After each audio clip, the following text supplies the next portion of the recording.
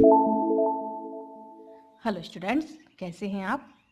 आशा करती हूँ कि आप सभी अपने घरों में सुरक्षित हैं।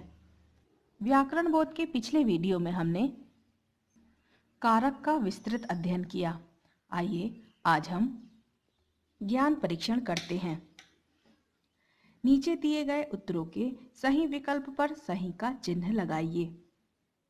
का है कारक के भेद हैं 10, 12, 7 या 8। इसका सही उत्तर है 8। खा है आपादान कारक की विभक्ति है से, में, पर, को। Who's tell me? इसका सही उत्तर है से।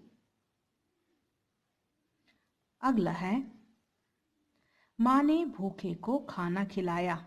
वाक्य में भी भूखे को कारक है कर्ता कारक, संप्रदान कारक, कर्म कारक या करण कारक। इसका सही उत्तर है कर्म कारक। घा है हे प्रभु मुझे क्षमा करे। वाक्य में हे प्रभु कारक है संबंध कारक, अधिकरण कारक, संप्रदान कारक या संबोधन कारक। इसका उत्तर है संबोधन कारक।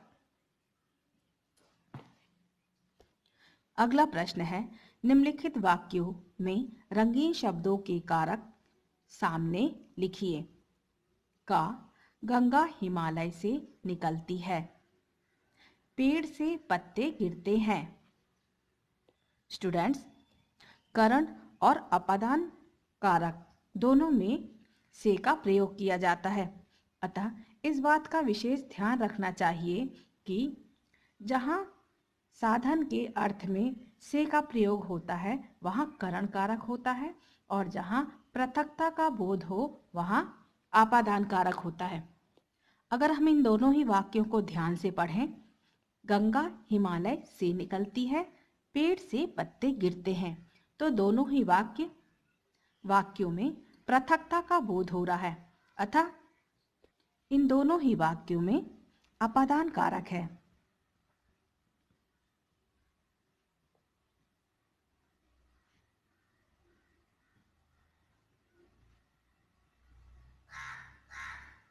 अगला है क्या आपने इस सेब को चाकू से काटा।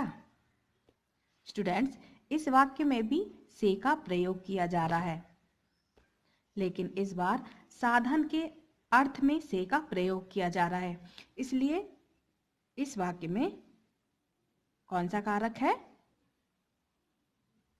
करण कारक। अगला है छत पर कुर्सी रख दीजिए।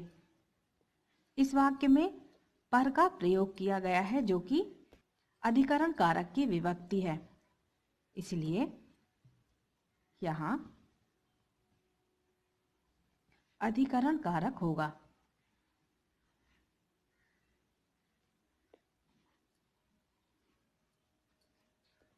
अगला प्रश्न है कारण के निम्नलिखित 8 भेद हैं, उनके सामने विभक्तियां परसर्ग भी लिखिए। कर्ता ने, कर्म को,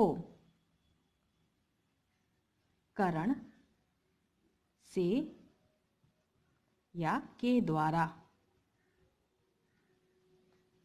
संप्रदान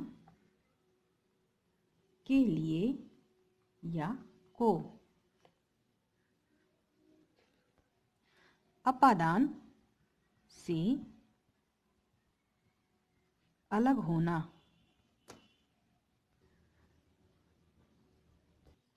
संबंध का, के, की, रा, रे, री, अधिकरण में, पर, संबोधन हे, अरे, आदि।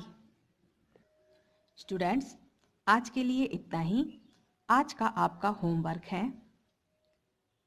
इन प्रश्नों के उत्तरों को अपनी उत्तर पुस्तिका में लिखें और इसका पुनः अभ्यास करें। Okay students.